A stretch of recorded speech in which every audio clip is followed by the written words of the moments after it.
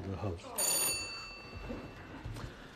Mr. Chair. I call Andrew Bailey. Thank you, Mr. Chair.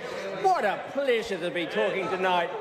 Been away on recess and, we all miss this place. And, of course, Mr. Chair, I wanted to talk something quite dearly to my heart. It's called the Public Finance Act, 1989, which, of course, as we all know, Mr. Chair, finances drive this economy, drive the ability to be able to spend on good social programs. And if we're slack and lazy, it means we have less money to look after the good people of New Zealand. And that's why I think this government needs to be held to account. And that's why this bill is very relevant, because it actually has a lot about the Public Finance Act. But what I would like to talk about, Mr. Chair, apart from just congratulating all the good members from this side who have done such wonderful speeches tonight, the only thing that's missing is some wonderful contributions from the government side. I'm feeling sad that our listeners can't hear government spokespeople actually stand up and deliver something that's worthwhile in the Parliament tonight, because this is an important piece of legislation, as everyone has remarked, because these are the little changes that mean that we can achieve the great things for New Zealand. And of course, this piece of legislation is always put through the House from time to time to try and tidy up things that do need addressing. And of course, I heard something from Mr. Eagle over there.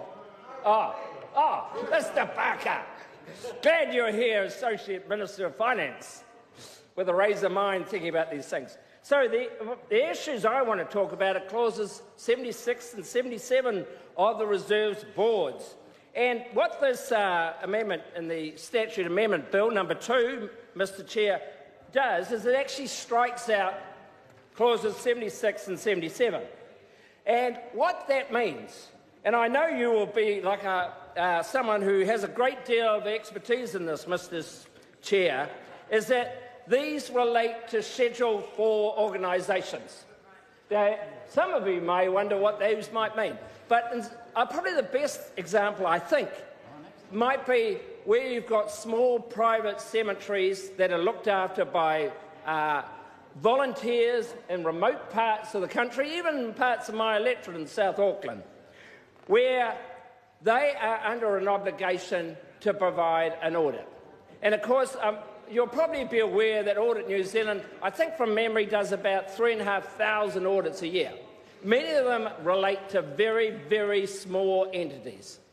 And what this does, it provides some flexibility. So for those wonderful volunteers that go out every week and mow the lawns, get the weed eater out. It's good exercise, Mr. Chair. Get the weed eater out and look after those little cemetery plots. In many of these places where many people do not even know that they exist, but they are the hard-working Kiwis.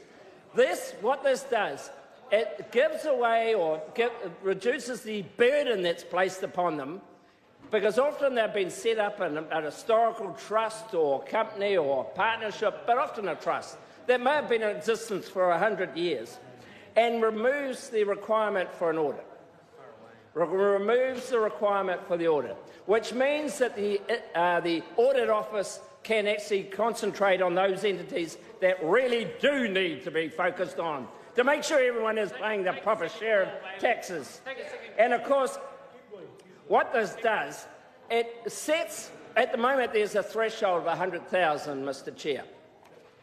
And that's quite a high threshold.